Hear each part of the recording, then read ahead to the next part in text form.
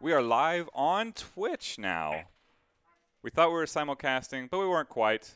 Now we are. It's the Pinballers urging you, first of all, Free Play Richardson, open today if you feel like some arcade gaming, maybe some Stranger Things pinball.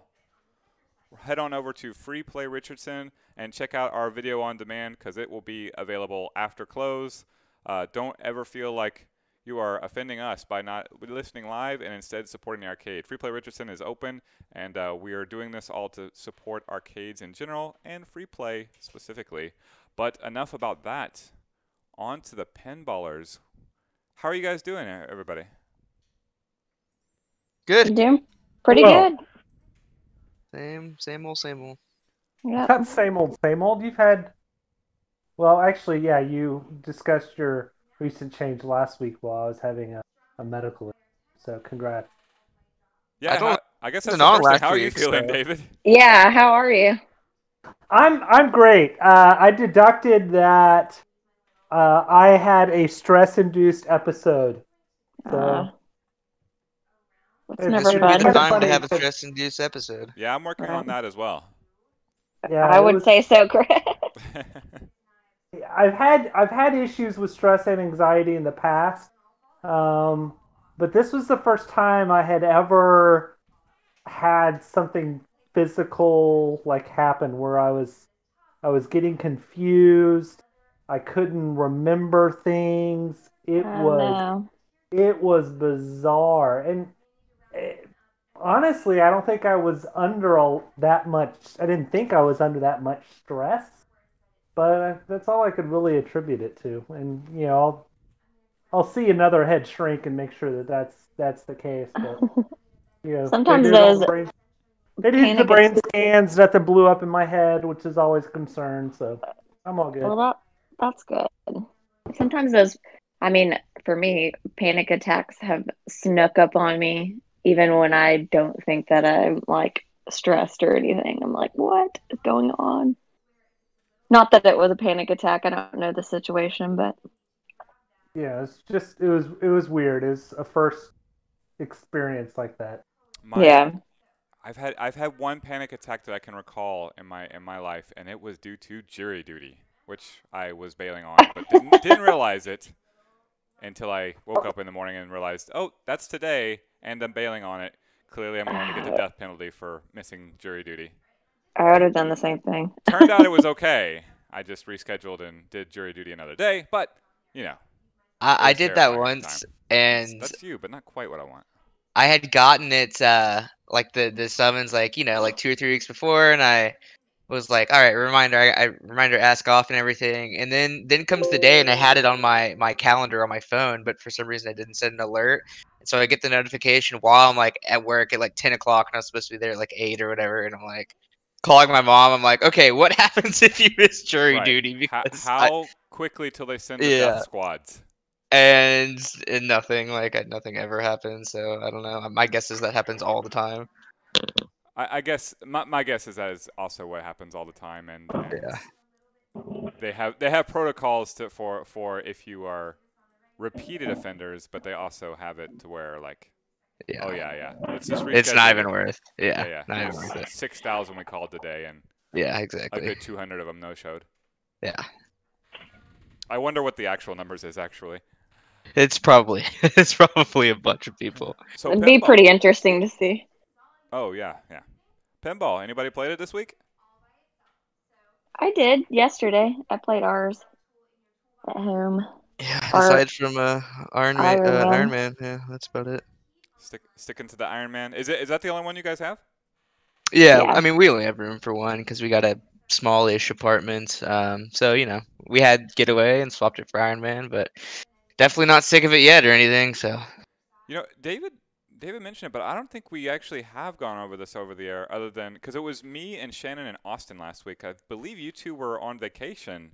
that's correct. Yeah, so you actually do have news. Am I correct? Yeah. We're engaged now. Yay! Congrats. So it'll be a pinball yeah. wedding. Will it be? I mean, as best I can figure, I'm gonna try to work pinball in somehow. Absolutely. You need to talk with like Dawn or someone to say, "Hey, man." I can make something happen. I'm sure. Whoa. Yeah. That's What do the Let's- cats just knock over? not They're this just in cat. they're in the sink. They're in the sink. It's fine. Oh, okay, it's fine. But Cat yeah. right there. Just so you know. So that happened on Monday, and Yeah, congratulations. Great Appreciate decision it. on both. Congratulations. Yeah, that's awesome. I agree. Thanks, guys. I agree. So it was a great week, and got That's back good. Friday, and I'm just back at it. So Doing the normal thing. So Iron Man pinball is still the flavor of the day for you guys? yeah, why not? I mean, it's there, isn't it? Yeah, I played it when we first got it at Free Play Arlington, but you know, drama be happening. I've only been to Arlington a few times since about mid last month. So I haven't got to play it since because that is a very popular table. There's 20-something tables at Arlington, but one thing you can rest assured of is Iron Man will be being played. Yeah, I had a feeling it was going to be kind of a hit. You know, if nothing else from the IP alone. So that makes me happy. It's a fun game. Yes. Really, kudos to the sound design, too, because I'm not It's getting great. to play it a lot, so I'm getting to enjoy it for what it is Yeah. on the sound era. And I like it. I really like it. Anyone else? Pinball? Yes, no? Austin, you play anything? Well, Oh yeah, it's not a question of if, it's a question of how much. So it's still hung up on Metallica. You know, I think we talked about this last week. Whichever game is the last one that we've gotten in the house most recently seems the one that I gravitate towards. I mentioned that I'd gotten I'd placed an order for some mods, both Alice Cooper and really more of a repair replacement for Metallica, more so than a mod. So I got those in, haven't put them on, and then I've got a mod for The Walking Dead that we should be going out to pick up this weekend, and we're going to try to couple going out to pick that up while going to Free Play Fort Worth and Free Play Arlington. And not to put a negative spin on things, and not to necessarily make it sound like a plug either. Oh, and we also, by the way, we went to Free Play Richardson last night, the whole family. So me, my wife, and daughter. So we were there and played some games. I mean, we played everything that was on the floor there. But I was going to say, you know, not to be a Debbie Downer, but just to make a plug and kind of pull us into reality. I mean, for those of you who are listening, you know, we talk about it often, but the fact that we do need to support our local arcades, especially if you want them to survive. I have to mention an arcade that, even though I've only visited once, was quite near and dear to me, and it was in the Charlotte, North Carolina location. So it's called the Abari Arcade Game Bar, and visited once. Really cool. I think I'd actually shared some of the artwork. They had some really cool artwork inside, and they actually announced that they're going to have to close today. Oh, so.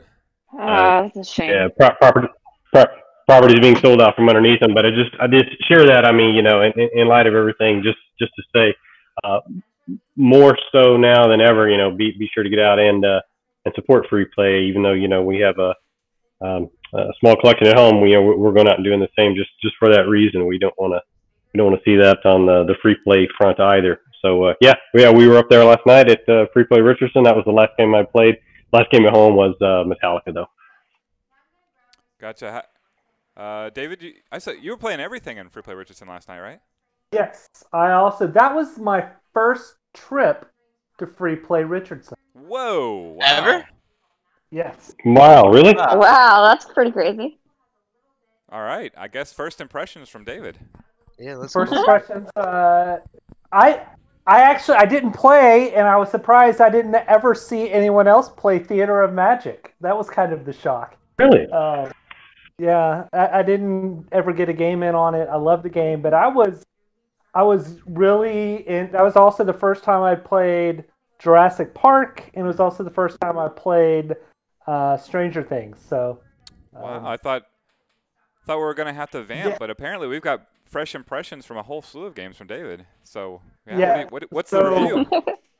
So the review is Jurassic Park is so confusing that I think I really love that table.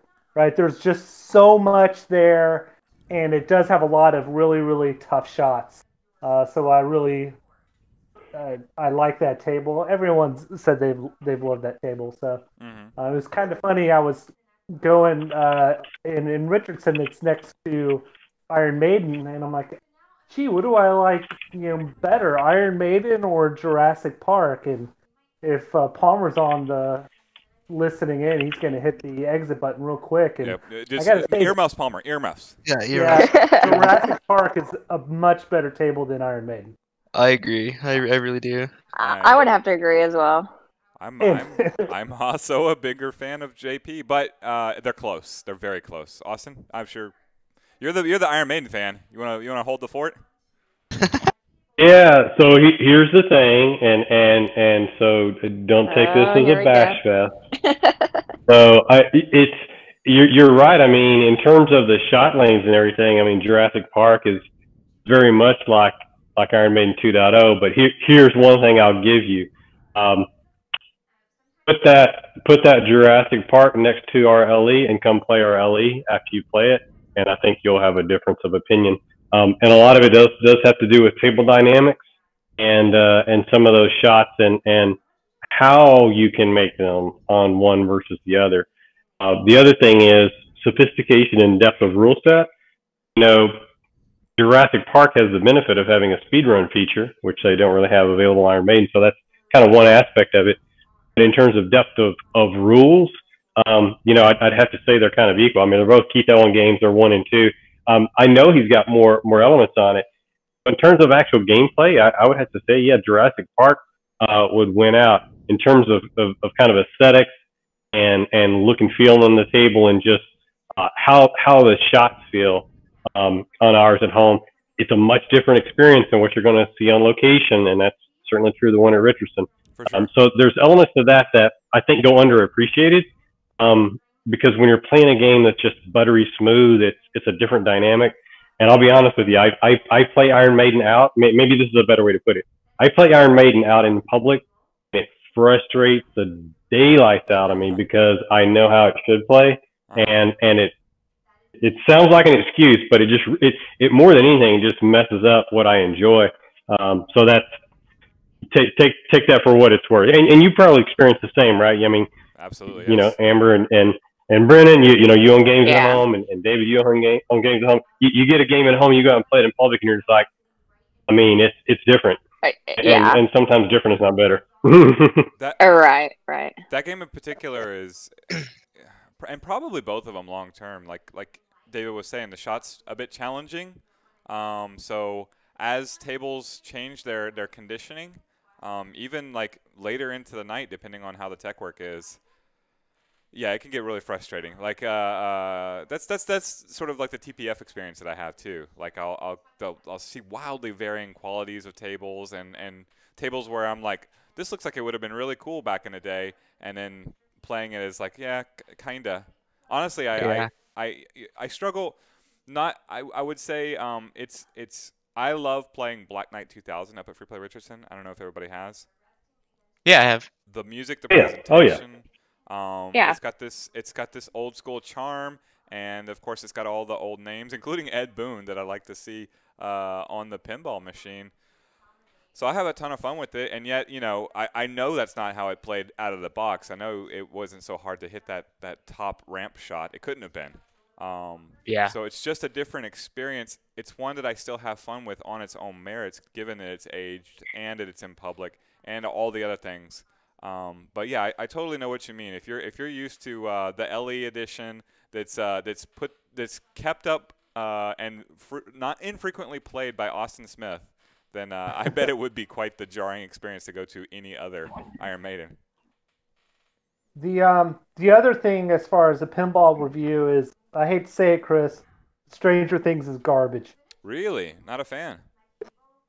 Not a fan. I played one game and I think I did really well. I played for a long time and just like, yeah, it just wasn't getting me. Yeah, that ramp shot or whatever is, it's fun, but I don't think that's really a popular exciting. opinion. I think Chris nailed it. I think the problem people like us are going to have with that game, it is way too close to Attack from Mars. Yeah, it's very derivative. And I mean, the only thing they've changed is instead of the saucer, you got the ramp going to the Demogorgon. Mm-hmm. I hadn't played this the last time we talked, and then I was looking at the rule set and everything when Chris mentioned how like it was, and I think unfortunately for us serious pinballers, that is what it plays like. Honestly, if you were to just zero out the music and everything, and you were just playing by shot alone, other than that ramp shot going up and deflecting up to the Demogorgon rather than going into the saucer, it's not identical, but it is incredibly close. I mean, so you're just replacing you've got the one capture ball shot down on the bottom that is basically where your left-hand lower targets were on Attack from Mars. I mean, that table setup is eerily identical. Mm-hmm. Yeah, it's I think that's the problem we have with it. That's my opinion, because we played it. Tracy and I played it. Our whole family played it, and that's what Tracy and I were just like. It's a cool game. It's got some cool effects, but I don't know that I'll ever be as deep into that because it feels like such a repeat. It's right in line with the jaded block copy Sterns that have been kind of on the industry for a decade or so. And JP is different. Go ahead. To some extent, like I kind of get it, and I know that that's like one of the biggest things that people moan about with Stern is that it's like lazy and copy and pasted and stuff like that, and aside from the quality things that people have issues with that I typically am not on board with, but and to some extent I get that, like, yeah, but at the same time, like Attack from Mars and Medieval Madness are very similar, and they're like probably in a lot of people's lists like number 1 and number 2 of all time. So clearly it's like the formula works, but those were like golden age, like perfect, sort of right in the right time, the right place, like just super well made. And so to come back basically to that formula, some 30 years later, it just feels at that point it doesn't feel as much like fan service, like, here, like, y'all like this, right? It just feels like kind of lazy. And some, their pinball machines are made to make money. You know what I mean? Like, so I kind of get it. Like, let's put a pretty basic like playfield layout on a game that's going to get a lot of plays on its IP alone. But at the same time, it does feel a little like uninspired. If I were to buy a game and put a game on route, I would actually pick that game because I noticed that a lot of people were drawn to it. Yeah. Yeah, that's exactly what I was going to say. So I think that the whole thing, I mean, we were talking about Iron Maiden, in Jurassic Park. What would more appeal to me would be Jurassic Park, just because that's what I know. And that's kind of nostalgic or whatever. Or like Stranger Things. If I go somewhere, I'm going to see Stranger Things and I'm going to be like, oh yeah, I really want to play that. And it's not really, you're getting more people in that don't play a lot of pinball and aren't worried about like the play field or like the play of the game. I don't know. I think it's more of just like, this is going to be what sells. So let's just do it. And who cares if we just smack the same old thing on it? I don't know. That's my thought. But. Yeah, no, I don't know that you're wrong. And the interesting thing, like I've seen at Free Play, is that table is wildly popular. Wildly popular. I'm seeing people come to pinball, like you said, that have never played pinball at Free Play before. The fighting game players are literally stopping their fighting games to go over and play Stranger Things pinball. In fact, one of the most ubiquitous sounds in Richardson, and David would know this, is the Jerry laughing. It's what happens every time someone subscribes to our Patreon. It happens over at the fighting games. He just camps out, and win or lose at the end of every single match, he just gives the biggest belly laugh in the world, and it is so inviting. And he is in love with Stranger Things. He texted me at midnight to thank me for general pinball tips that I gave him so he could improve his Stranger Things pinball game. So it's definitely doing its job, bringing people in. It's a populous game, a populous table. I do agree, like, wholeheartedly that like it is very similar to Attack from Mars and Medieval Madness. And to give it credit, I have also been playing the dickens out of it. Like I just want to get to the wizard mode, and the shots Yeah. are very familiar, so I kind of know what I'm doing, but I'm playing a slightly different game, so I'm all over it, and having enjoyment out of it. I mean, part of the thing that you have to remember is that, this is a show with people who are experienced pinball players and who've played like a wide variety of games from all different ages and eras and, layouts and themes. And so at this point, our tastes are somewhat refined enough to sort of see what's unique, what's not, Right. what's maybe a deep game and what's maybe a shallow game, whatever. But like those are at least on site locations, those are the minority, not the majority of players. It's a lot of people are going to be kids or people who haven't played pinball since the 80s or whatever, and they something's gonna catch their eye, like Stranger Things. I know Stranger Things. I've watched Stranger Things. Let's play this. Right. Right. And so it's not necessarily what the hardcore pinball players are into. Sometimes that's great to hear. That caught Jerry's eye, and he's been playing it and getting into it. If that is his gateway into pinball, then God bless him. Like I that's think it awesome. really is too. Yeah. It's very while it's derivative, it is derivative of, as you guys said, the first and second best pinball tables out there. So Whoa, This reminds me of- hold. I don't know. What do you got? What do you got, David? Have you seen the got 'em Pinside hot. 100 lately? No. Oh, Number God. 1 on the Pinside 100? Stranger What game Things. came out most recently? Teenage Mutant Ninja Oh, Turtles. whoa, no way! yeah. I No have not way. heard a good thing about that from people who've I played haven't, I it. haven't heard anything about that. So I've heard Honestly, yeah, same. I've heard many reviews, and I've heard them all bad. Okay. Well, interesting. There I'm you interested. go. Really? yes, Austin. Yes, I've heard people trickle in who've played it at different locations around the country, and all I've heard is like I don't like that one.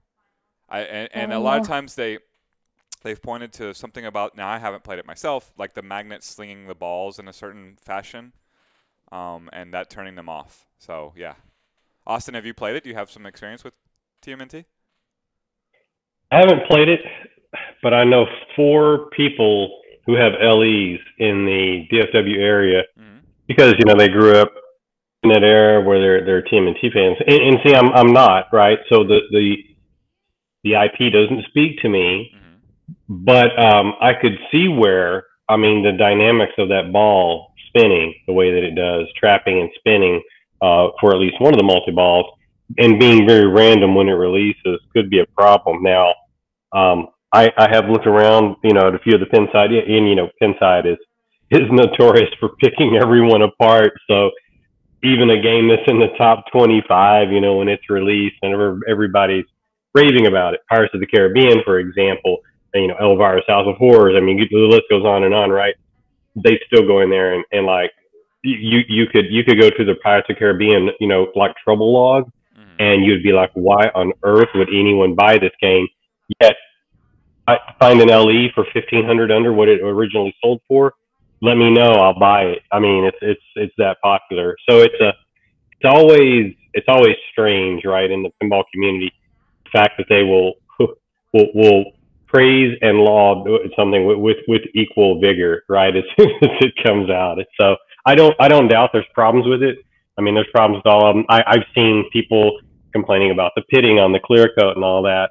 And I'll tell you that the pitting on the clear coat, I've seen it on this time, maybe this is a difference. I'll say I have seen it on every line, so Pro, Premium, and LE, whereas before, the pitting I had only seen complained of on the Pro in most of the stuff. So I guess I'm just saying, yeah, it's all over the place. I think it is a really cool game from what I've seen. I saw the initial release of it from a gameplay perspective.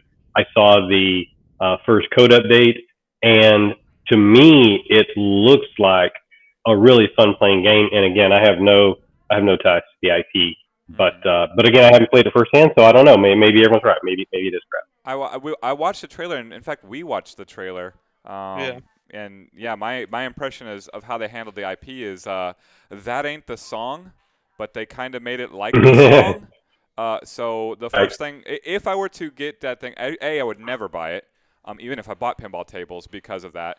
And B, if I was gifted it for some reason, the first thing I would do is mod it out and make it actually Teenage Mutant Ninja Turtles that it's pretending to be. So it does it wrong by the IP, in my opinion. But the gameplay itself, I can't judge that. Like I haven't played it myself. I can tell you, like, I am as derivative as it is. I'm feeling Stranger Things. I'm jonesing for some other games out there, and I have zero interest in TMNT. And there's no reason for me to hate on it. Like that's not my personality. Until you tell me it's the #1 best table in the world ever. So I would say Pinside. Is Pinside the site? Yes. Yeah.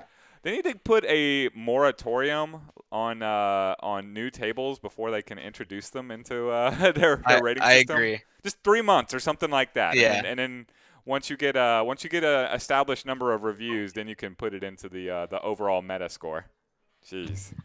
It's just it's like Yeah. clockwork. Game comes out, wow, #1 is the best games ever made. That's funny And because then that was our it's not. predictions. Yeah, TMNT Yeah. and Stranger Things. Yeah. Yeah. Stranger Things is not Hmm? in the top 10. I think it's not. It might be around 30 or something like It's that. been out a little longer, to be fair. So let's give Turtles a little time to for it to wear on people. A month or two. Right. Yeah. No, I suspect if we come back this time next month, it's totally different. All right, so I want to pivot real quick because I wasn't on and I wasn't able to listen last week. I wanted to give a short eulogy for Denton. That seriously broke my heart. I mean, it really, really did. Like, I remember when I first heard the news, and I was living in Denton at that time with Amber, and we were already big free play P1s, and we're going to Arlington and Richardson regularly. And then it's like, oh, when's going to be in Denton? And then it's like, oh, wait, I know exactly where that is. I used to go to the place that it was before that and get beer there and everything. Like, that's like 5 minutes from my house. Blew my mind. I was so excited. I mean, I was checking the website like every week for updates. Like, instantly got into the closed beta or open beta. I don't remember how they worded it. Like, just blew my mind that I was playing all these awesome pinball machines, and there was so many people there that I recognized, and all these new arcade games that I guess had been in the warehouse that I'd never seen on the floor before. Like, I was just over the moon, and I just enjoyed the crap out of that place for the at least a year straight where we were there, multiple times a week, and knew all the staff and all the regulars, and I mean, that place was like just such a haven, and I was in school at the time still too, and so like kind of stressed out, and I'd go in between classes, and it was just like it was such a dream, and I'm just so like, obviously this sucks, there's nothing anybody could have done, like I needed to happen, unfortunately, but man, that was like such a haven for me. It's so sad to see it close, but I'm so grateful. It was such a cool, unique place. It really was. It's frustrating that it dies a unique it dies a death it doesn't deserve. Those are unique circumstances that have nothing to do with the quality of free play. Then this would be different if we're talking about our childhood arcade closing down because interest waned and society changed and blah blah blah. No. The pandemic straight killed it, and that is awful. Yeah, I think Denton really embraced it too. Like a lot of my friends up there too who couldn't care less about pinball or arcade games or whatever. Like, it's just, even just driving by it just looked cool. It just looked retro. It just looked inviting. All these like bright pink neon and purple, and you step in, and the music and the giant beer list, and just like everybody just having a good time. It had such like a Cheers feel. Like, you walk in and it's like, hey, there's so and so. It was so unique in that way. Not that there's not vibes like that at every other location. I'm not trying to imply that. Every location is meant to be unique. So Free Play Denton certainly like it filled that niche. Yeah. It certainly in the back room that blew my mind the first time I went back there. I was like, wow, this is awesome. And then it was like, oh, have you seen the back room? No. Or we were like, and you go back what there. room? Yeah, it's like you're in like a speakeasy almost. It's like a little hidden little nook. It was just, man, that seriously broke my heart. I'm gonna miss that a lot. I hope one day down the road, maybe some future iteration of it can pop back up, but it'll never be like OG Free Play Denton. That place was the best. Yeah. No, that back room specifically reminded me of my original arcade, which was just right down the street at UNT, the student dorm. I heard about that. Yeah, I was there too late, but I heard that was a thing. Don talked about it. Yeah. When he went there, right, or something. Mhm. Yeah, I remember seeing Pretty Funhouse crazy. Pinball there when I was just a little kid. That's My mom awesome. would drop me off, and I'd not play because I couldn't afford it, but certainly enjoy everybody else who did play it all the time. I really Yeah. liked the atmosphere that that's what pinball and arcade needs is younger blood. They don't need old folks like me in Austin playing pinball. We need the next generation, the younger kids playing. And yes, you guys, Brennan and Amber, you are kids. Um, I'll but agree with that. that was the cool thing is like we would do the pinball league on Thursday nights, Right. and then we're done with it, and people are coming in at 10 o'clock. There's Oh yeah. there's a line out the door, and I'm like, this is what's cool about this location is it had that the college atmosphere and all that stuff. So Just all knock different on types of wood, people coming in. Yeah, but yeah. Sorry, I didn't once mean to this cut you is off. all cleaned up, Corey's gonna figure something else out and 2.0. Yeah. As Uh, as a community liaison, being tied into the community, Denton had the most vibrant of communities for basically every game that it was able to support. So, Super Turbo had a community that is still hanging in there. Killer Queen, same thing. Killer Queen has taken off in none of the locations of Free Play except for Free Play Denton, at which they're driving to all the other locations now that they don't have their home in Denton to still play the game. And of course, pinball. I'm talking to 3 of 4 people who were Free Play Denton regulars. So Yeah. and it Austin, sucks. you got there on the weekends too, right? So everybody here was a Free Play Denton regular. Oh yeah. I for those of you who missed it last week, just a quick run. I was telling everyone that it was actually a really cool thing that Tracy and I used to do, being that it's the farthest location away from where we live, and there isn't a location closer to us than like 40 minutes away, but they were in a solid hour 15 drive. We would very regularly, like for a 2 or 3 month length of time, we were out there every weekend, every Friday or Saturday, and we would actually just get a hotel room and stay nearby. We would close it down. So I know that I'd seen some of you out there on occasion here and there, but I mean, yeah, we 2 a.m. we would shut the place down, go get into the hotel room, and go just leave the next day. So because it was that far away, right? It's like you might as well just commit to it. So it holds a special place in our heart, and as do the people there. Yeah, I'm with everybody here. Yeah, supporting is a hard time for arcades, and as I said, unnaturally hard time. So if you're out there listening and you want to help, freeplayinc.com/savethearcade. We have a Patreon. It's we're gonna have to start from scratch if Free Play Denton's ever a thing, but it's all pre-plays and all arcades are still in peril. So if you're somewhere across the nation and you're wondering, if you should support your local arcade, you absolutely should. So you can help us at our link. You can help your own local arcade. Do go ahead and do it because it might be too late, as it is in Charlotte, North Carolina right now. Yep.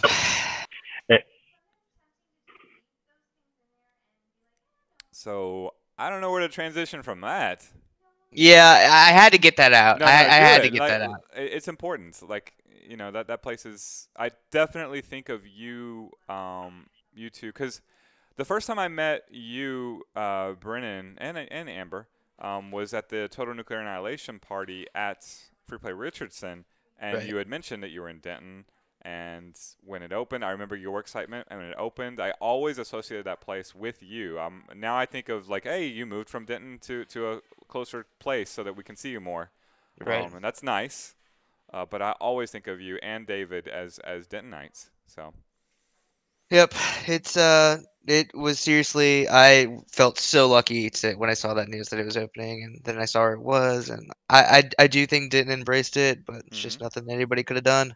Yeah. Right. The circumstances were bad all around, but when I heard the news maybe 4 days earlier than anybody else, which meant I knew it was going to be the last days of Free Play Denton, but nobody else knew, so I tried to rally everybody I could Right. for the last day. But I couldn't really tell them why I was rallying them for the last day. So I did. Yeah. Like I have an autograph book from basically everybody who was there the last day of Free Play Denton.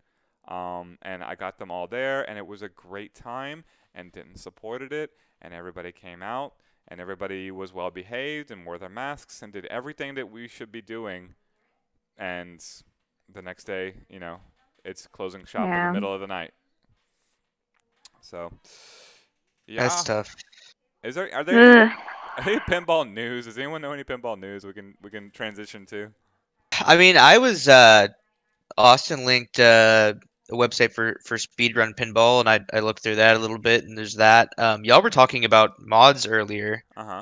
That's something that I had wanted to discuss at some point, whether it be in depth or just kind of a fleeting topic. But I think that's one of the big like pinball topics that's not necessarily related to one specific game, but mods on pinballs. Like, some people have very strong feelings about them one way or another. Some people couldn't care less. That's always interested me, just in the fact that that's not when you think of arcades, you think of, you know, fighting games and puzzles and you know, beat 'em ups and pinball. But as far as modding them legitimately, pinball's kind of one of the only ones that you can do that, and so it's always stuck out to me as interesting. So yeah, figured I'd with that. It's we were talking about that. Palmer was in town the other day, and he saw some with their Penn Stadium lights, correct?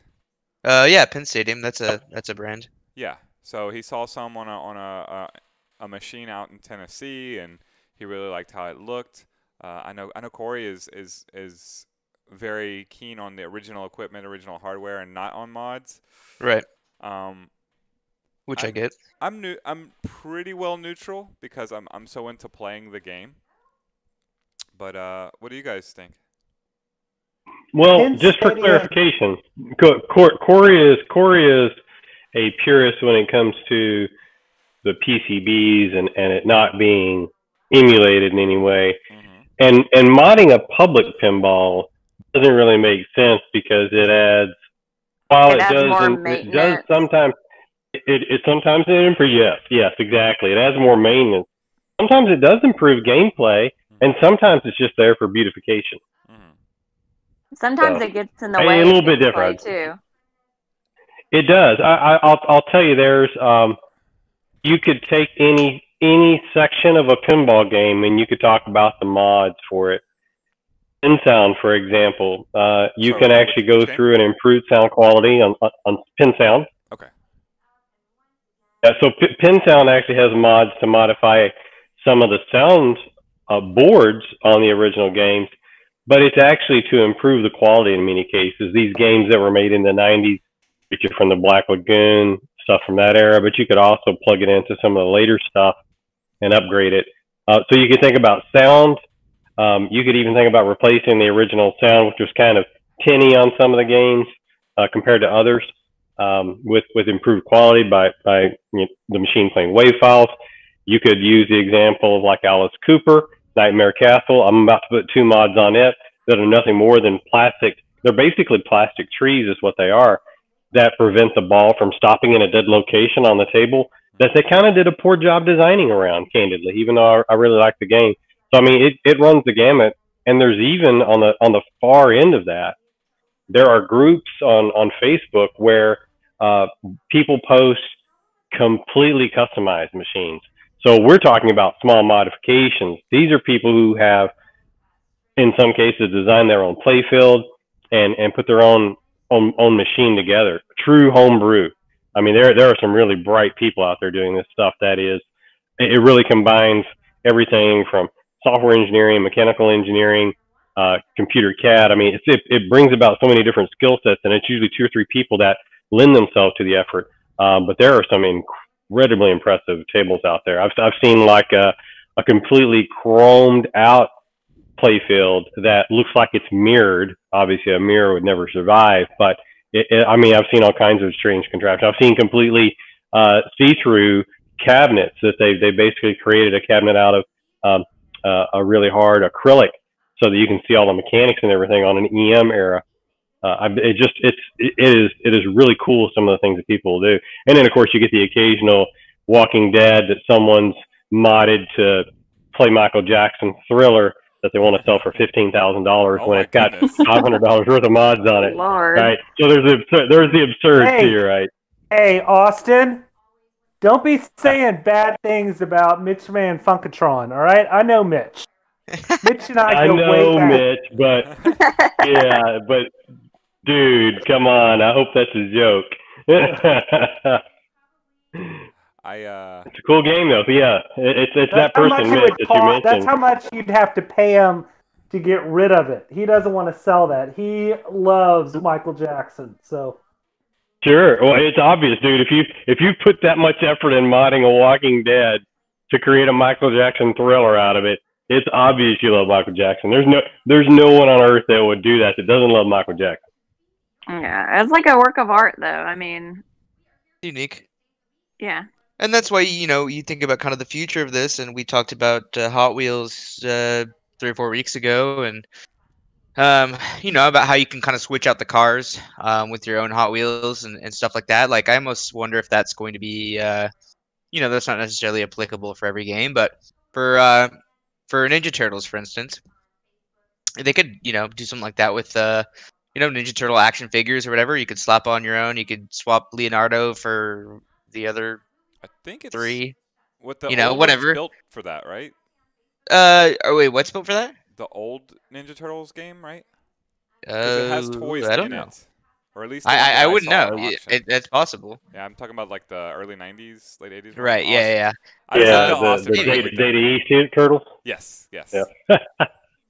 Yeah, and so, you wonder if for things like that, that'll be, maybe they'll just kind of start selling them as easily moddable, because right now you have to have at least a little bit of knowledge. I'm not necessarily including like the color DMDs, pin stadiums, because those are fairly simple to install. We put in our color DMD on World Cup Soccer, and it was very easy for someone who's technically challenged and mechanically challenged. So, but when it comes to things like changing out the soundtrack or whatever, I mean, you gotta have a little bit of knowledge and kind of know what you're doing. But I mean, kits or something. Yeah, I mean, at least a little bit of technological and mechanical wherewithal. But some people really hate the idea of messing with the game at all. I think I fall somewhere in the middle, where I've seen some really, really pretty mods that make the game look better, play better, and just overall as a complete product just feel better. And then I've seen some games, for instance, I think like old 80s games where people strip out all the original lighting and slap a bunch of really colorful like rainbow LEDs in there with all these like wacky colors that don't go with the game. I think that looks super tacky and objectively worse. Mm-hmm. Whereas there's some games, if you do it pretty tastefully and use like, colors that fit the theme, I think it makes the game look great and look 10 years newer. So like Arabian Nights. Yeah, I think that game looks great with LEDs if you do it right. We have our own extensively modded game in the the collection, which is of course Denton Heat, which was Hollywood Heat. Yeah. I mean that is a great. That was so cool. would have never mentioned that. That is a great example of a modded game. I mean, absolutely. It's a light modded game, and that the artwork is custom and some stickers and stuff. But at the same time, that I think that adds so much personality and just enjoyment. Because if it was just Hollywood Heat, I probably would never played it. Yeah, but it's Denton Heat, and I'm like, you can't play Denton Heat anywhere else, baby. Right. I will say, like, one of the games in Denton that would benefit from a color DMD and Penn Stadium lights, Creature. Put those two on Creature, and eyes will just gravitate towards that game. I actually really it helps. I fell in love with that game when it debuted at Free Play Richardson. Same table. They just moved it to right. But Free Play Richardson, they had it out in front with where the window helps to light it. The lighting is just different there. Whereas in Denton, they brought it in the back room where it's dark, and you have the lighting is provided by the Heaven is a Place on Earth pink neon sign. So right. it's just a totally different lighting situation there. And I think Is that Go sorry, ahead. go on, go on. Oh, I was just saying like that would be the one mod that me personally I would always kind of desire is something that makes the lighting ideal so that like I don't want games to be easier, but I would like to see everything while I'm contemplating how I missed that shot again and again and again. All right. My quick side note was what is the fate of the Heaven is a Place on Earth sign? Because from what I understand, that was like custom made and everything. Wow. Is that gonna see light of day at any other location? Wow. Well, I actually have the answer to that, but you'll have to vamp for a bit. So, if anyone else wants Okay, to I give can thoughts on vamp. pin stadiums, lights, or You could whatever. do that. I'm sure we've got some Yeah, I opinions. can. I can add a little bit of color too, right? You're right. I mean, I agree with everything everyone said, right?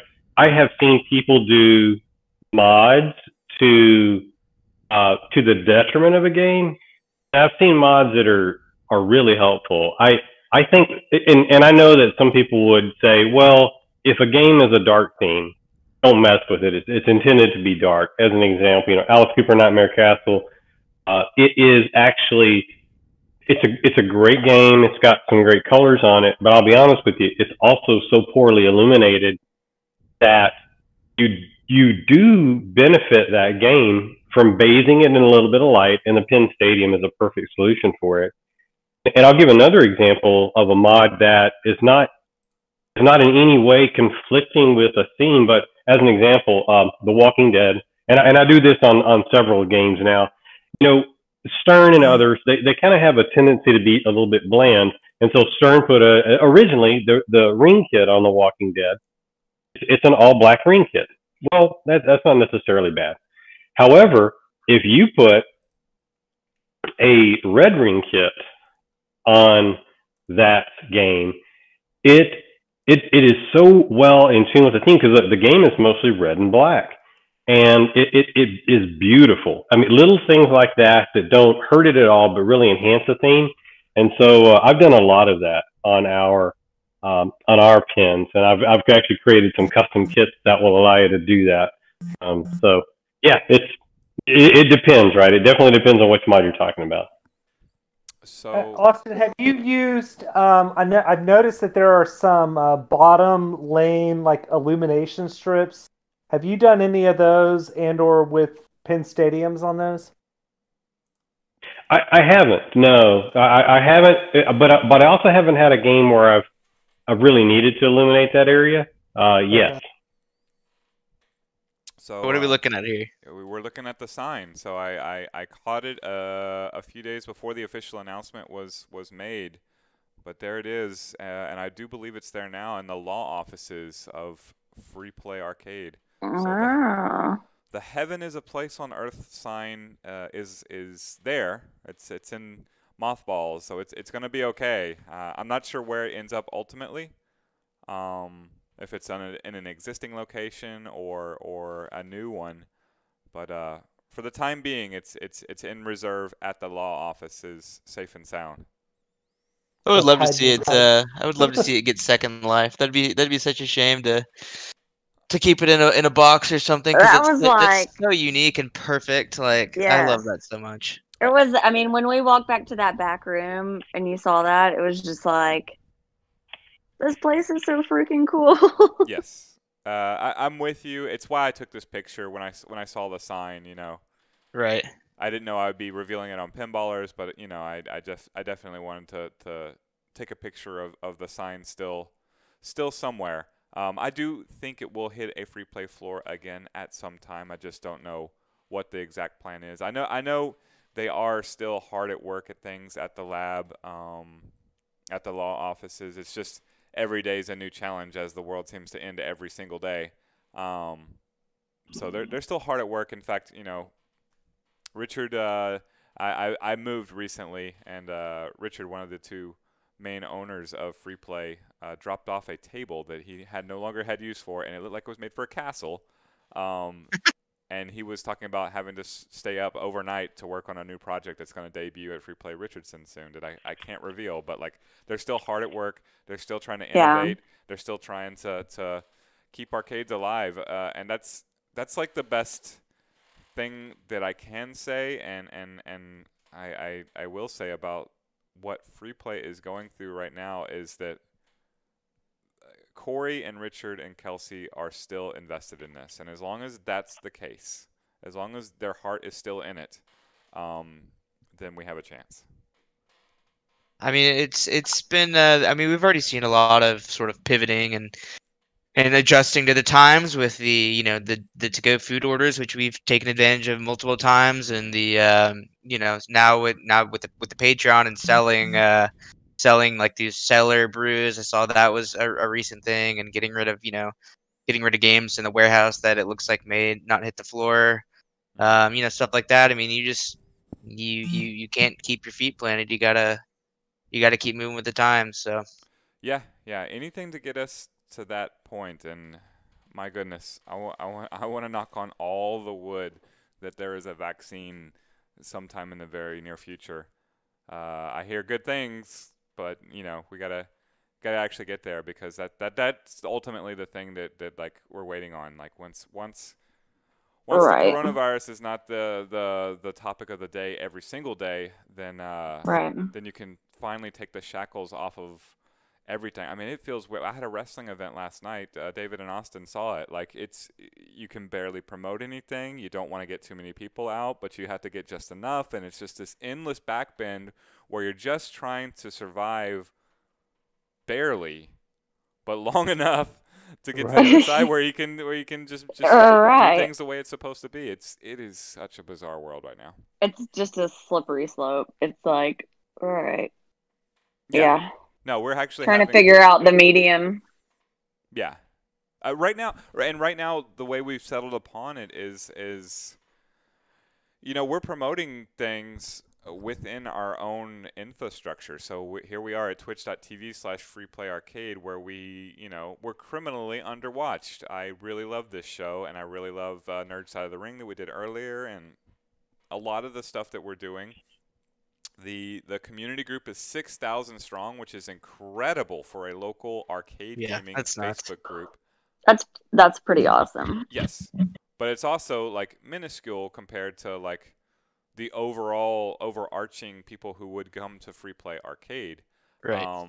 So just promoting, like there's a Jägermeister sponsored, and Angela, our rep, is literally just a huge fan of Free Play, and her profile picture is taken at Free Play Arlington.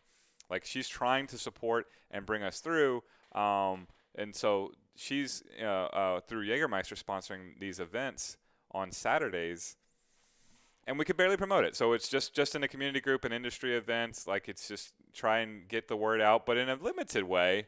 And if you hear about it, I can say that, like, you heard about it, so you were in the right place to hear about it. You check the lore, right? Come on in and enjoy yourself. We're not blowing the doors off of anything these days intentionally. We're not bombing the airwaves, because advertising is relatively cheap, as every single medium is hurting as well.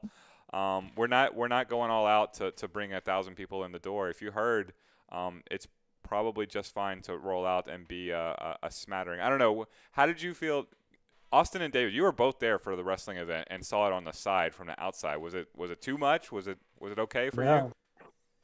Yeah, for me it was fine, and I was at Free Play Arlington 2 weeks ago. There was something, I think, on a Friday night or whatever. I was there for that. There weren't too many people that were there, but it was good to see. And I'm not part of the gaming community as much at all, but it was neat to see that community kind of back a little bit. So, yeah. But I didn't feel like there were a ton of people there. Austin, you were there too. Yeah, I thought it was perfect. Yeah, everyone was well spaced. Everyone, was following protocol, and so that's always a good thing. Yeah, that So again, you should feel good about coming out to this environment and supporting it.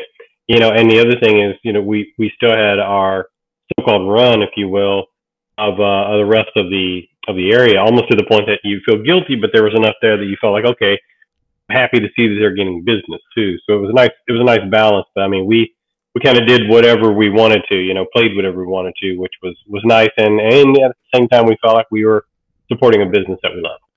You know what's weirdest to me about this period and coming back, since we've been open back up, now the arcade is open and the parts that are available.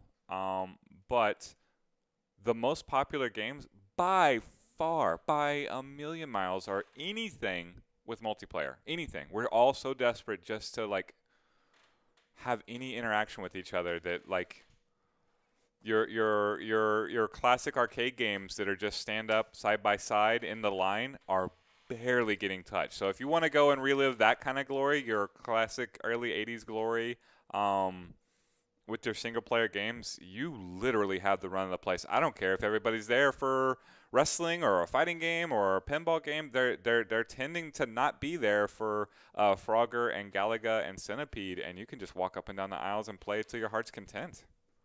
Yep. Makes sense.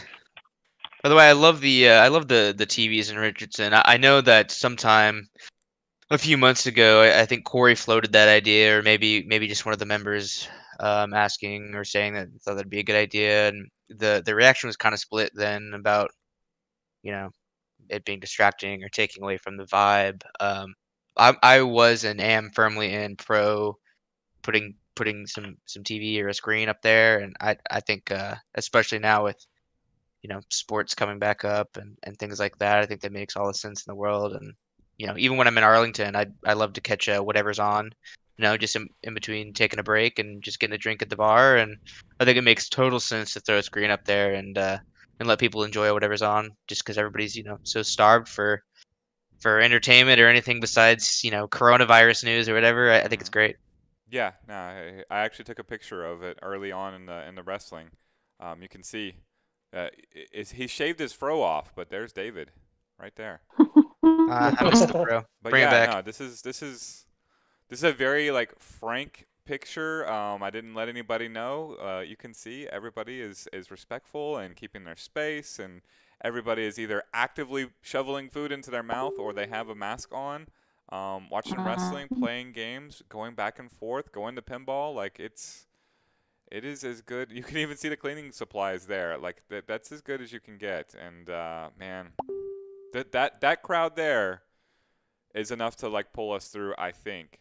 And it's just a sweet spot. I wish I could hit it every day, but Right. Yeah.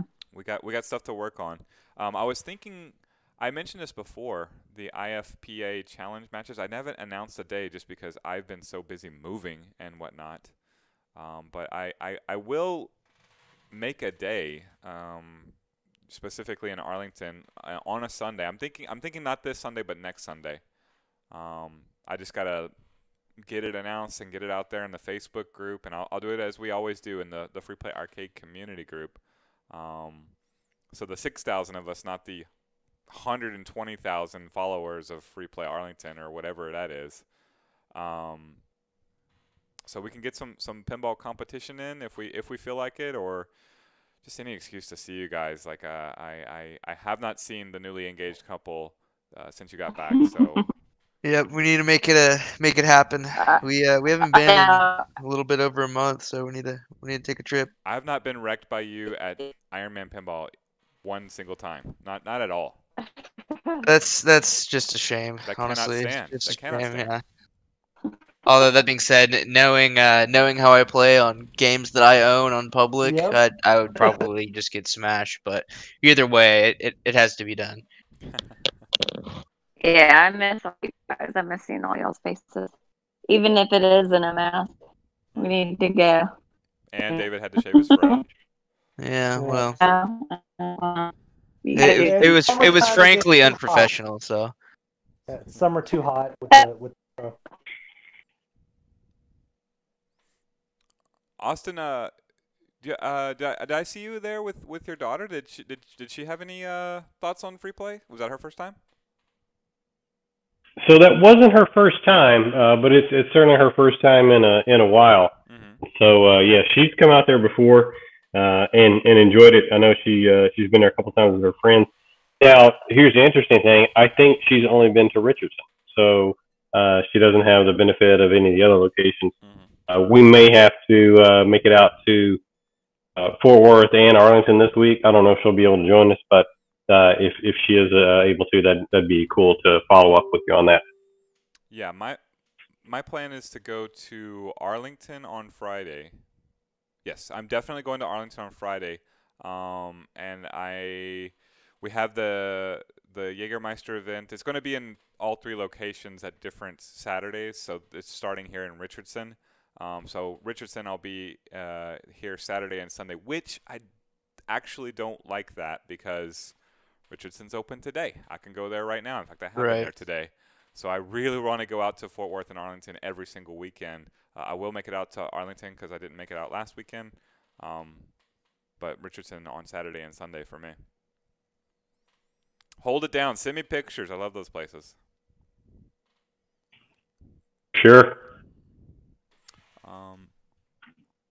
What should we talk about next week? I had an idea based on what you were saying, Austin. You said you knew several unique machines out there that were pretty interesting. Yep. Do you think we could look at maybe 2 or 3 of those and just sort of spotlight some? I'm not talking like I put Penn Stadium lights, but you were talking about some full on home brews out there. Do you think it would be possible to spotlight some of that work out there? Yeah, I think so. I'm part of a group where a lot of those are highlighted, where it's custom pins only, right? Uh-huh. So yeah, I think I could pull in a couple of those and we could take a look at them. Should be able to grab some pictures so I can share them out in the group. Yeah. That we have beforehand for the pinballers, and that way everyone can kind of take a look at it and form their own input. Yeah. Hey, Austin. Yeah. Austin, yeah, not to burst your bubble, but I assume because you're into these home brews that you have heard of and know of Metroid Prime Pinball. Oh yeah. I know that guy very well. I played at his house weekly. So I could check and see if he wants to come in and talk to us about homebrew. Yeah, that'd be cool. That'd be pretty cool. I played it on the DS, so. So he So built. does that count? I used to go over to his house and he had this cabinet and he was working on this homebrew pinball for years and finally got it working. So. I know they've had a couple at TPF the past couple of years. Obviously, didn't happen this year, but they've had Spinal Tap, and I saw that see-through. What was it? It's like a Jack's High or something. Somebody else would know. It's one of the card themed pinballs, but very interesting. I could not imagine the immense amount of work that would have to go into that, but it was interesting. I wasn't exactly like blown away in terms of gameplay with Spinal Tap, but the fact that somebody took the time to make it was incredible, and I was glad to be able to play it. Well, in that case, David, why don't you reach out to him, and Austin, you reach out to a modder of another table that you like, and maybe we can even get them on to discuss it, and that'll be the episode next week. For me. Awesome. Thank you so much for joining us. I feel like we still have about 25 minutes to kill, but I know all of you guys have busy lives. I know Amber doesn't want to run afoul of her fiance. Yeah, I got to. It's fine. Whatever. I'm fine. I'll talk to you guys later. I got to drop. Later, David. Thank you guys so much Bye, for joining David. us. We'll be back with Pinballers again 6:30 p.m. next Thursday, where we'll be talking modded pinball machines. That's going to be fun, actually. Yeah, I agree. That's something different. Yeah, same. Yeah, don't know exactly how to penalty kill here. We're going to have about 25 minutes left, and if you're starting to trickle in, here I'll click the button. It is it's going to be the live matching game very shortly. Let's see what kind of mayhem is happening in the background. Hey, not quite. There's the sequence. But yeah, the live matching game. You can see the names from last week, a little behind the scenes. But yeah, we're gonna get that thing going very shortly. 8 p.m. start. Ian's in there right now, debriefing. At least I believe he is. See him. What? Danny's there. How is Danny there? He's got his martini and he's ready to go. Yeah, his first and or second martini. Yeah, I mean, the number doesn't matter, but I'm sure he's got one. Austin, did you happen to have that Broken Skull IPA? I don't know if Austin's still here. He's not. They got the Stone Cold Steve Austin beer in yesterday. That was part of. I saw that for the wrestling thing. That's pretty interesting how y'all made that happen. I've never. What is that? It's just El Segundo, which is a craft brewery somewhere. Made an official Stone Cold Steve Austin craft beer. Yes. Pretty funny. I will say the sports fans in general don't seem to overlap that much. We have obviously, just living in this area, a lot of Cowboy fans who are also big in the free play scene. But for whatever reason, wrestling, it's always baffled me. It seems to be so huge amongst most of the more popular and more visible free play folks that I've never been able to piece together why that is. Maybe it's just the arcade scene overlaps with people who like wrestling. I don't know, but it's a lot of wrestling fans that like free play too.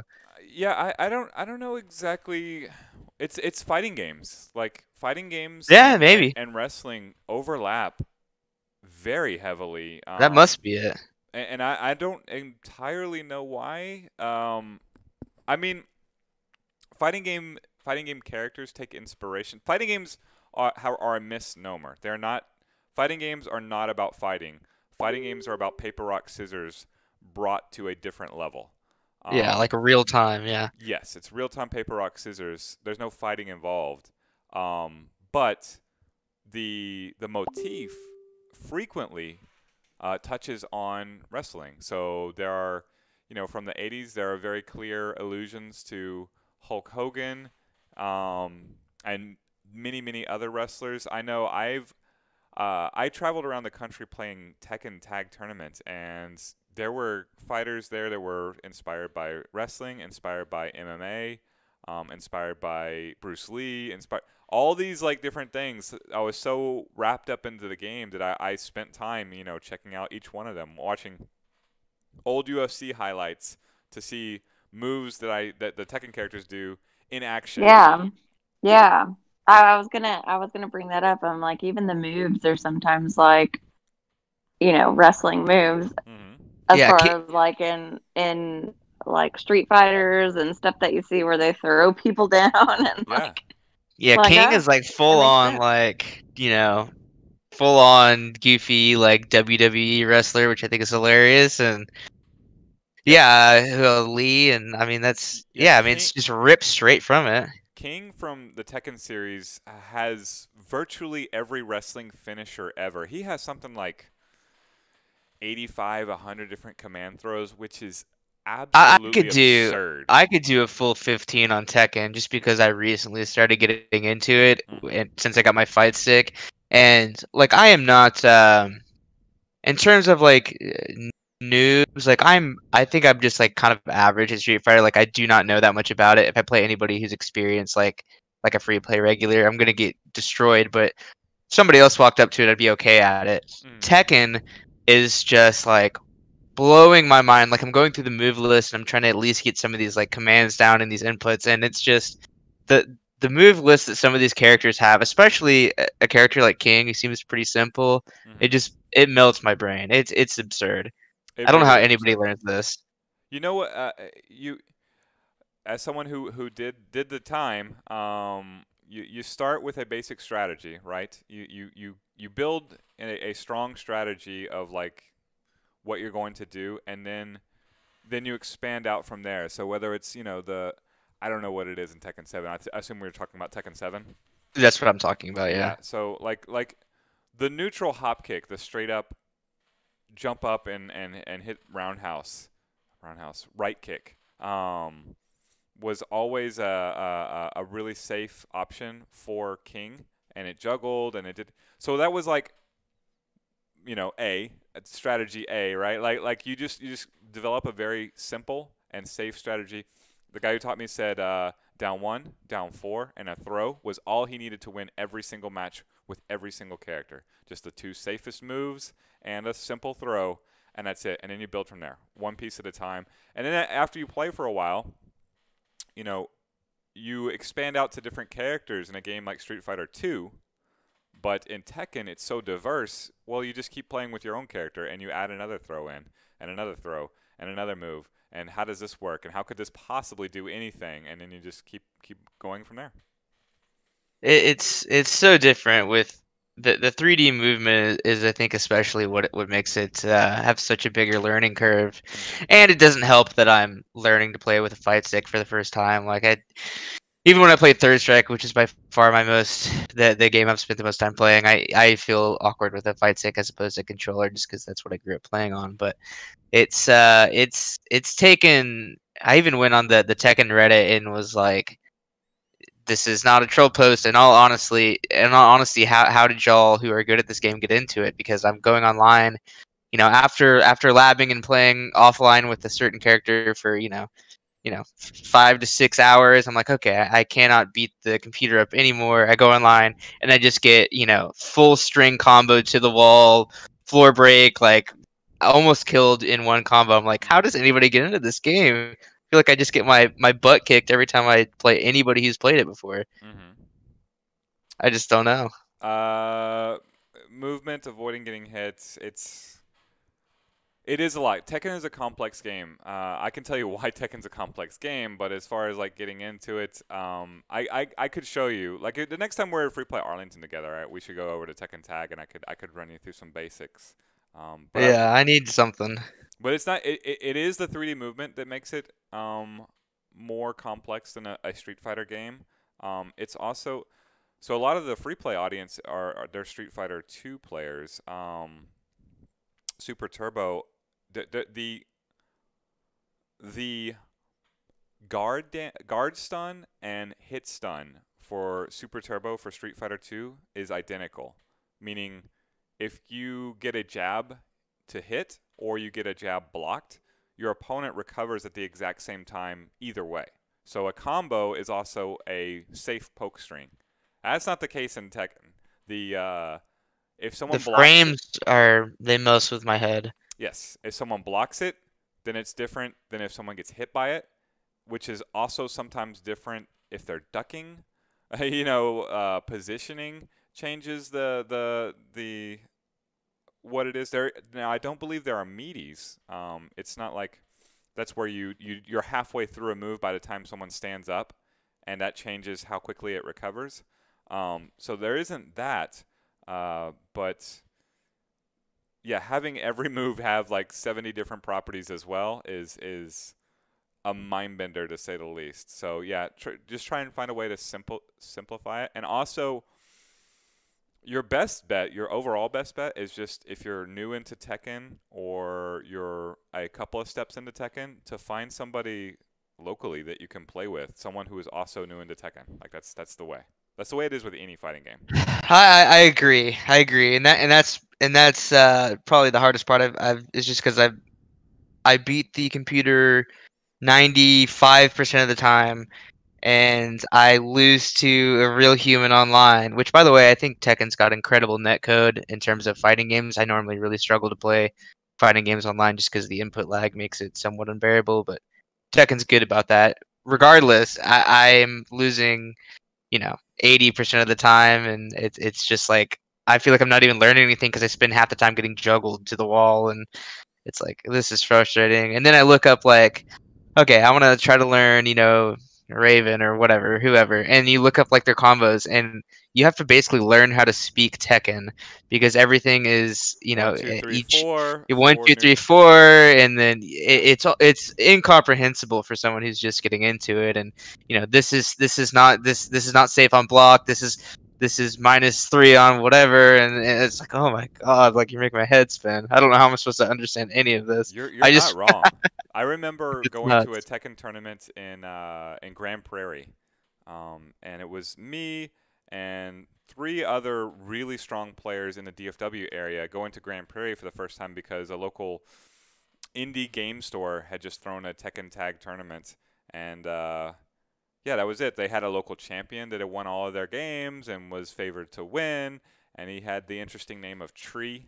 And there were plenty of people at this tournament. I would say 20, 30 players at this tournament with a low entry, and we just rolled up and went 1, 2, 3, and 4. Our whole squad got first, second, third, and fourth. And I remember I defeated Tree in a perfect, and the guy that I knocked into third place, who was one of my crew, leaned over to him and was like, "What Chris is doing there with his 8-frame jab comboing into things? It's so cheap. It's that combo is so cheap, and like I can't beat it at all." So he's complaining about like, you know, the frame data. Well, poor Tree had never seen anything like this, and this is before online play. Yeah. So he ended up leaving the building like muttering to himself. This is the former champion, right? Just saying. He said 8-frame combo. Like What? I know what 8-hit combo is. What's an 8-frame combo? And he's just muttering to himself walking out the door. It's like, well, Yeah, that'd be me, but welcome to Tekken. Yeah, but I'm playing online, so I can't. I just rage quit anyways. Mm. It's just like, yeah, it's going to take. It's like, oh my god, I just think about it, and it's like, I know I just have to like keep playing, but I'm like, it's gonna take me getting my butt kicked like hundreds of times before I start to like really sink in about, okay, here's what I did wrong, or like I was too aggressive here. He whiffed here, and I could have punished it, and it's a really and that's why it spoke to me a little bit, is that it is so complex, and that there is so much room for growth and all that, but good lord. Yeah, you have to find somebody on your level and a new level. That's why Tuesday Night Fights at Free Play is designed how it is, with new players combined with pros, not just to set up a mentorship, but also to protect the experience of a new player, because you need to play another new player. One of the great scourges of the fighting game scene is not the super strong player who annihilates everybody. It's the super mediocre player who, A, doesn't actually know how to play the game that well, but B, doesn't know their own strength and just annihilates somebody in a haphazard way, and is sort of passing disinformation with that as well. Right. Like, oh, I'm sick of this game because I just beat this kid. He's played it like 10 times. Yes. Well, I'm a Street Fighter god or whatever. Yeah, I definitely have to avoid that whenever I play sort of like any of these fighting games, because it's like I've played it so much growing up, but I'm playing against like my friend or my brother who is equally as clueless as to what they're actually doing, and so like just because I'm able to abuse like a short like string, or I know this input and they don't, like, doesn't mean I'm good at it. It's like you still have to be watching like what are the other players doing. Is Amber still with us? Does she play fighting games at all?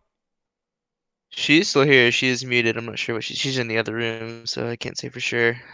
She does play I'm here. Super Turbo every I was once in a while. napping a little bit. Sorry. Not that y'all weren't interesting at all. So you're I was laying down. Yeah, so you're telling me you're a Jigglypuff main. See, I have gotten her on Smash, and I don't know if it's stuck just because that's such a different game. But we have we played Street Fighter against each other. Yeah, I like Street Fighter, but I grew up playing Street Fighter. It's different. Like, it's like anything with new controls or anything. I'm just so like nostalgic as far as like fighting games, I guess, if that makes any sense. Hey, if you wanna get better at Street Fighter, I know a way. Oh, I know. I could just message you and ask you how to beat Brennan. You go that way too. You go that way too. I'm kidding. But yeah, how so? Oh, sorry. Just practicing? Yeah, but not just that. Like locally, like at Free Play, like That's sort of the setup. That's the beauty of having like the arcade experiences. Like what Brennan is struggling from is going online and getting mollywopped by people who are they're all nation in their ability, if not all world, and you don't get a stepping stones to a better place. Well, that by design, like the arcade by design provides those stepping stones, and then our community and our events go even further to make sure, like that's what the Panda Embarrassment is about. That's what Tuesday Night Fights is about. It's built into the free play arcade community group's culture to foster new players, to bring them along. Right. Like it's you can't turn people away from a 30-year-old game. I've started a community with that sentiment, and it has stayed throughout. So if you're actually legitimately interested, like honestly, I can hook you up with people who are just as beginner level as you, and you two can grind away and have a good time, and then go have a beer, and you can absolutely destroy them in a game of pinball. Yeah. But that's the way it works. That's the way it works, and that's No, the way it's I supposed to mean, work. yeah, that's it. Yeah, you're exactly right. Mhm. I Yeah, I've seen so many of them. I've seen so many of them. Like even in this period, we had the wrestling podcast with Damien G, and Sarah has been a mainstay since we came back. Jasmine as well. So there's several like new players who have just sort of discovered us during this brief period. Yeah. And they're enjoying like the different games, and then you have people like Jerry, who's getting into Stranger Things pinball, who just can't get enough of that. He just wants to know how to do better on Stranger Things pinball, and that's Stranger Things and pinball might as well be the same word to him. But he's loving it. I mean, yeah, that's great. I mean, if they had a Harry Potter pinball, I would probably be. Brennan probably wouldn't see me for weeks and weeks on it. So I gather they do not have Harry Potter pinball. No, I don't think they. Didn't you say something about it, Bren? They couldn't get the rights or something. Yeah, I don't think I've J.K. looked it up Rowling before. would pop up the license for it. Whatever, she's crazy. It would be a hit, I'm sure. So I don't know what the hesitation is, but so that'll be the homebrew. I would be shocked if it doesn't already exist. I would also be shocked if it doesn't true. already exist. Just the Quidditch. I did find some like a video. I feel like when I looked this up a while ago, so I may be wrong, but I feel like I remember there being like a video pinball that somebody had made like online, but yeah. I mean, yeah, there's been a lot, but yeah, I haven't seen Harry Potter stuff. It's just surprising. Yeah, that is. Yeah, don't mention this to Stern at all. Yeah, they don't need to get their hands on it. Yeah. No, it'll just be the same thing, and they'll just slap Harry Potter on it. Right. Yes. I don't want that to happen. Yeah. That's part of the magic about, I always talk about sort of in a nice way in terms of pinball's sake about, comparing pinball to other arcade games and how it is different, and it is, but at the same time it's like I can watch Bone Currens play whatever and rack up a grand champion in 5 minutes, and I can watch him and all I want, but it's not necessarily going to give me the skills. But where it comes to like things like Super Turbo, where it's less abstract than pinball in that it's like it's a mixture of getting your inputs in right and knowing when to use what, and some timing and reading the other player and realizing when to be safe, when to be aggressive, it's things like that where it's almost like I learned so much more by getting beaten in a fighting game or Street Fighter in particular than I do like getting beaten in pinball, because there's so many like variations in pinball, but like it's a lot of fun to beat one of my friends in Street Fighter and then get my butt kicked by somebody who knows what they're doing in Street Fighter and be like, okay, now I see why I won and now I see why I lost. I need to learn how to do that. I need to read this better, etc. I think that's ease of execution. I think that's what it is. It is. That's definitely a lot of it for me. Like even though it's just 2 buttons on pinball for the most part, the ability to aim and hit a shot is so much harder than executing a move with it's a series of moves like a dragon punch, a shoryuken, or something like that. Like as much as that's a series of moves and it is a learned skill, it's a very static skill. Whereas your aim changes from table to table, Right. even within the same game. The same table, yeah. Yeah, the same table. Your Iron Man table aims different than the Iron Man up at Free Play Arlington Definitely. from a third-party Iron Man that you'll see somewhere else. It's Right. Pinball is absolutely bonkers in that way. But I will say, I personally have learned from losing at pinball to you, Brennan. Like I can't. Oh yeah, I'm not can't tell you trying to. that. Yeah, of course you Times. can learn. It's just something about so many techniques I've learned just by watching you. Like you're my mentor more than anybody else in pinball. That's awesome. Yeah, it's just been that way since the first day I saw you. Teaching you any bad manners, but I'm sure I am. I don't think so. I don't think so. I think no. I want to toot my mentor's horn. Your technique is really nice and it's really studied. And you're not. What makes me jaded about pinball is watching someone smash a machine and it drives me nuts a little bit. Yeah. Scoot it around to where the ball like falls into the place where you want it, and it's not sensitive enough to tilt. I don't. That doesn't appeal to me. But watching you hold your left flipper as the ball careens off the left side of the machine, and it just smoothly bounces off that left flipper.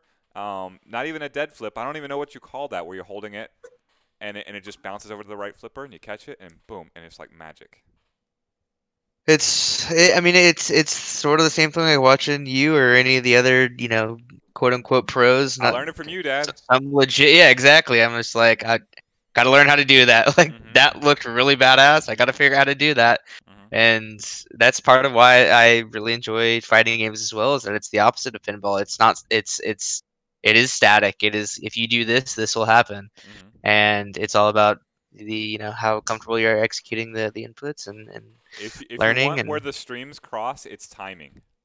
The timing. There is a lot of timing aspects in both. Yeah. Yeah, and that's where pinball has informed fighting games, which has informed pinball for me. And my game has improved exponentially on both fronts because I play them interchangeably. Is that timing feels so much better. A one-frame reversal, like a one-frame reversal. So one frame is 1/60th of a second in a fighting game. That's when I first heard about that in Super Turbo. I thought that is dumb. Like that's not possible. And then I would watch match footage of some people doing that and thinking, yeah, that's completely absurd. I guess it is possible. I guess it is possible, but you know what? A soft catch on pinball is even harder. Like you're talking about a moving ball, a spinning ball, and you just flip the flipper and you catch it like it's nothing. Like it just a magic trick and it just stops. That is always magic for when I do it too. I'm always like, oh, that was cool. Right. And you know what? Learning to do that or learning to do that on occasion, even has on made occasion. Street Fighter timing like, oh well, at least there are frames of a second that I can hit. At least it's somewhat predictable. Yeah, a magic cannonball that I have to catch without any hands. It's nuts. You guys? Yeah, ready? that's never fun. Yeah, I think we're ready on our end. I should have set it up on your side. I guess we're just doing the same thing. You're gonna be on your laptop. Okay, I'm gonna grab the laptop. Cover ups and the scoreboard are on you. And if you're cool, I can start dragging everybody up. Yeah. I will have to set up, but yeah, I will be all done shortly. I want to thank Brennan and Amber for holding over and helping me kill time. Absolutely. No problem. Congrats, by the way. Oh, thank you so much. I appreciate it. Thanks. Yeah, we appreciate it. Yeah, I don't want to cut anything short. You guys can still do your thing. No, We've been vamping for. We're just shooting the breeze. So whenever y'all are ready, we can hop out of the way and Chris, hope everything goes well with the move and all these changes and the furniture and all that. I'm sure this is I can't believe you're even doing this, to be honest, with all the craziness going on. But you want to hear the crazy? Is there's more? Oh my goodness! There's more. Yes. So my landlord messaged me and said, "You were right about us wanting $60,000 over the market value. Would you like to just go ahead and move back into the old place and buy that for that? Now that you've already completely moved and destroyed your life." Well, are you gonna mull that over, or? Yeah. First, I'm mulling over not sending over a hitman, and then. Yeah, we'll see. We'll see. Oh my god. Well, hang in there, dude. It'll all work out. Well, that's crazy. The community has supported. Hopefully I can find a new roommate soon and everything will be gravy. It'll work out. Well, I appreciate it. We're always here for you. Yeah, I've asked around in furniture too. I'm waiting to hear back on a few people, but I'll let you know. I haven't got my hand-me-down pinball machine yet. Yeah, it's in the mail. It's in the mail. Just keep checking. Is that how that works, man? I also need a hand-me-down. It's like a Mars attack. Oh, let me put you on the list. Then. I'll put you on the list. Yeah. All right, y'all. It was fun. Bye, guys. See y'all next week. Bye, everybody. Bye. Hello. Bye. Hi.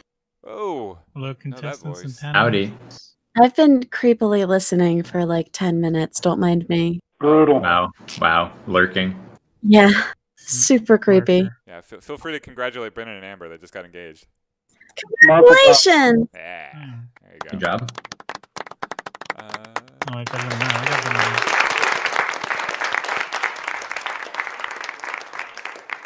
Oh, apparently I have a cat producer who wants to help. Let's see here. All right. There's my scoreboard. Do you happen to know who the contestants are today? I don't. Keaton, would you like to be a contestant? Apparently you do. This might be... My extra producer today is... Well, you're welcome, I guess, Keaton. Keaton can be on my team. Yeah. Katz's producers do pretty well on Twitch. Every single answer is going to be per. All right, I believe we have Kelly and Lindsay as contestants. At least I'm going with that. Is Honey Badger? That's not Gourmet, is it?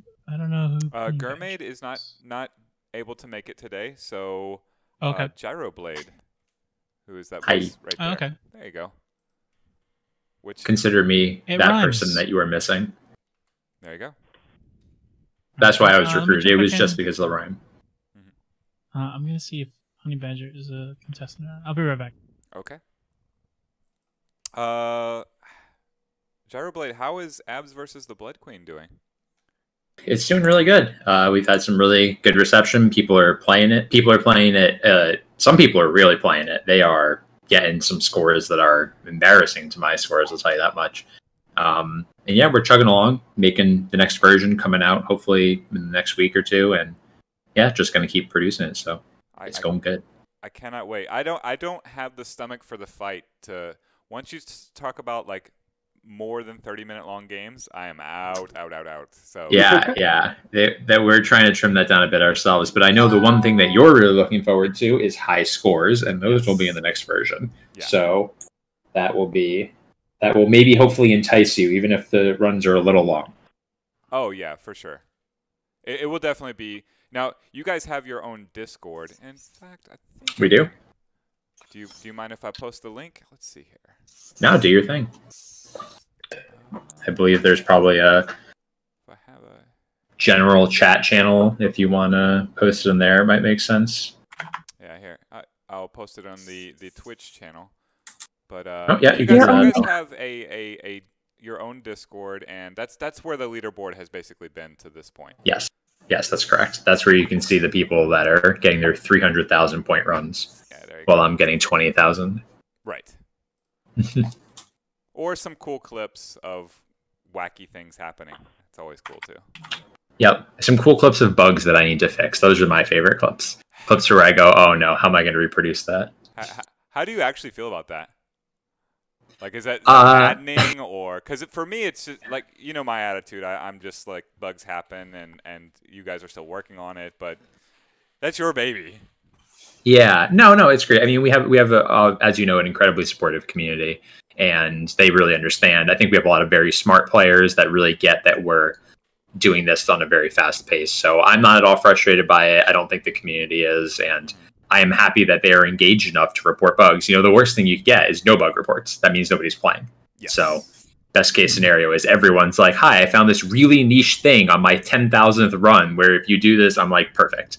That means you've played that many times. So I feel good about it. Yeah. I know you played on stream a bit as well, right? Oh yes, I've streamed a few hours. I haven't gone completely overboard.